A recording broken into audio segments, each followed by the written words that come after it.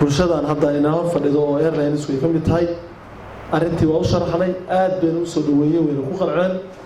sida hadda uu ku hadlay mudanaha afkooda ku hadlayna arrintaas aad bay u soo dhaweeyeen waxaan ku dadaali doonaa aan idin ballan qaadayna hadduu ilaahay haddii arrintan hadda la sameeyay isbedel ay keeni weydo wax kastoo aeroboortka Gaalkacyo isbedel uu ku yeeli karo ama ku helayo inaan sameeyno hadduu ilaahay taasina waxaan uga jeednaa inaan diyaar u nahay in aeroboortka uu shaqeeyo mar raba lagu xaman ama wasaaradda duulista ama wasaaradda maaliyadda ama dowladda guud ahaan in ay aeroboortka Gaalkacyo u soo jeedo waxaan kaloo idin xaqiijinayaa Gaalkacyo aeroboorkeedii kale caalamiga ah loo dhisi lahaa isagana shaqadiisii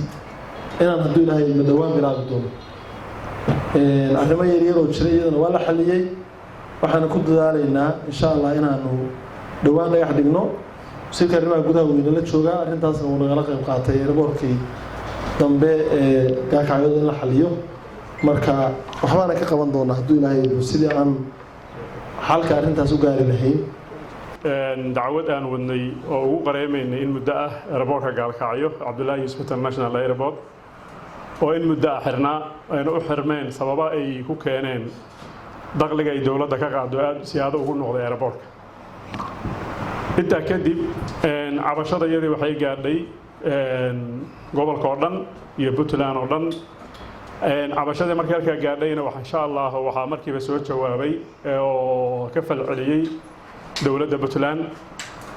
iyadoo markaas dawladda u qareemaysa inay dhageysato ay u dhaw nuglaato cabashada ay keeneen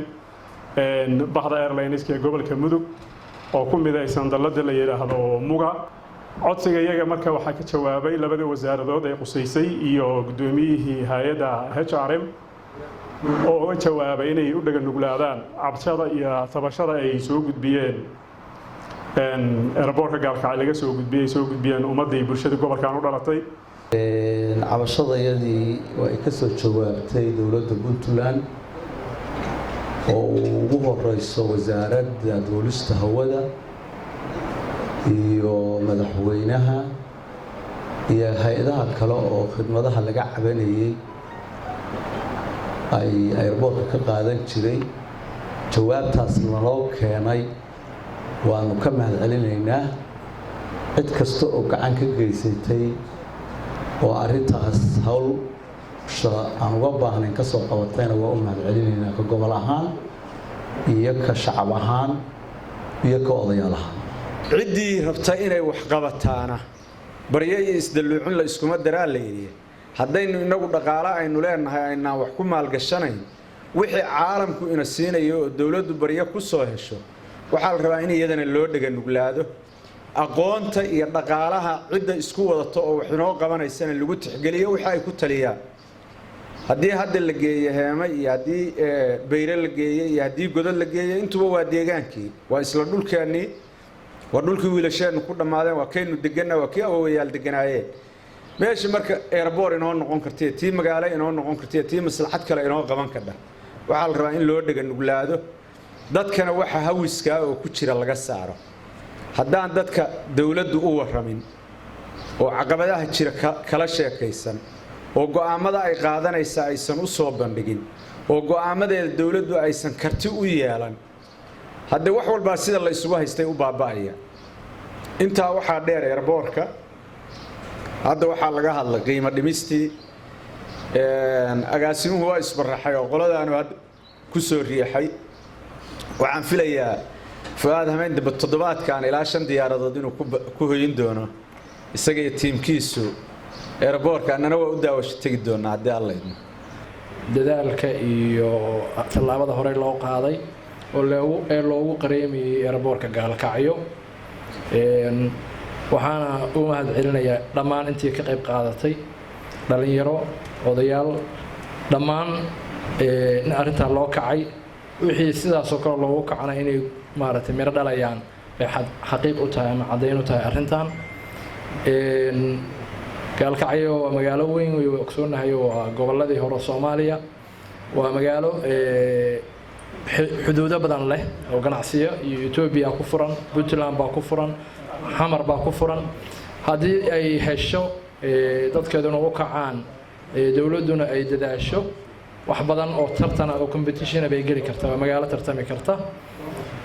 marka adeega iyo culayskii saarnaa ee airportka in laga dhimay iyo arinta kale oo ah airportkii cusbaa in hadday hawshiisii dhakhtar loo gelayo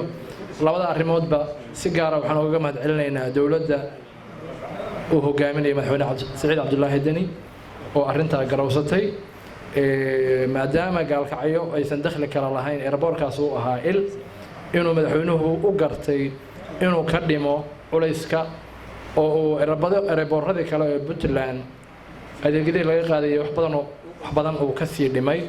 aad iyo aad baan u bogaadinayaa runtii aad iyo aad baan ugu mahad celinaynaa wasaaradda duulista hawada iyo wasaaradda maaliyadda oo labaduba si siman u sameeyay qiimo dhimis ugu sameeyay khidmadihii laga qaadi jiray diyaaradaha yimaada airportka gaalkacyo si looga jawaabo culayska ka jiray iyo tabashooyinka ka jiray ee diyaaradaha iyo shirkadaha diyaaraduhu ay qabeen arrintaasna sida halkan laga xusay waxaan aad u rajaynaynaa inay dhiirigelin u noqonayso in diyaarado